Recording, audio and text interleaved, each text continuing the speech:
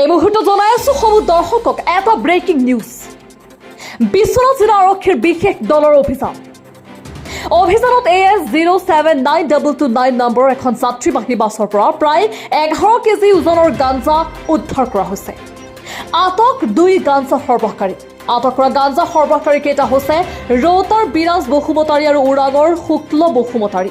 এই 2 যুৱকে অভিনৱ নামৰ এখন যাত্ৰীবাহী বাছত এই গাঞ্জাখিনি লৈ বিশ্বনাথলৈ আনি থকা সময়তে সাধাৰণ গোপন সূত্ৰৰ পমখেদি আৰক্ষীৰ বিশেষ দলটোৱে জব্দ কৰে গাঞ্জাখিনি।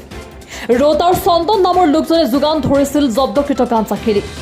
আৰক্ষীয়ে ইতিমধ্যে ধৃত 2 সৰবৰাহকাৰীক সোধা পোছা অব্যাহত ৰাখিছে। দুলাবাৰীৰ পৰা উঠিছিলে, দুলাবাৰীৰ পৰা বিশ্বনাথ চাৰিআলিলৈ আহিব বুলি গাড়ীত উঠিছিলে। তাৰ পৰা 2জন আছিলে, এজনৰ নাম শুনিছোঁ এতিয়া বিৰাজ বসুমতাৰী আৰু শুক্ৰ বসুমতাৰী বুলি। দুলাবাৰীৰ পৰা উঠিছিলে বিশ্বনাথ চাৰিআলিলৈকে, বিশ্বনাথ চাৰিআলি নমাৰ কথা আছিল। কিহত আনিছে মানে পাৰ্চনেল বেগ লৈ আহিছে তেওঁলোকে, স্কুল বেগ টাইপৰ 2জনে পিঠিত লৈ আহিছে আৰু তেনেকুৱা।